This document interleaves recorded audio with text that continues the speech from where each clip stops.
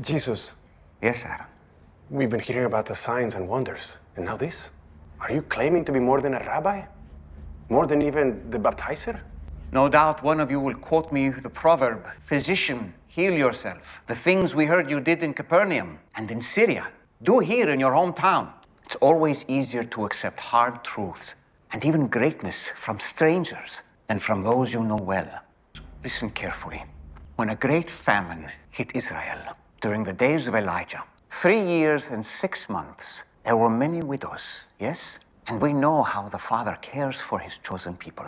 But Elijah was sent to none of them, not a one. Instead, he was sent to a widow in Sidon, in Zarephath, a Gentile woman. Martha, what happened? She gave up her last flour and oil for one more cake and gave it to Elijah. Why would she do that? Elijah told her the Lord said to do so. The Lord said that he would make it so that her flour and oil would never run out. And she believed. A pagan Gentile in a pagan land. And she was hungry enough to know she needed God and to obey him. And so God sent Elijah to multiply her food forever. You may be the chosen seed of Abraham.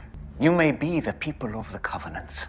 But that will not bring you my salvation. If you cannot accept that you are spiritually poor and captive in the same way that a Gentile woman and a Syrian leper recognized their need, if you do not realize that you need a year of the Lord's favor, then I cannot save you. Who do you think you are? You claiming to be the Messiah? Or are you merely claiming to speak for the Lord as a prophet? Yes. You are a false prophet. Whoa, that is quite a thing to say. In words, a book of Moses.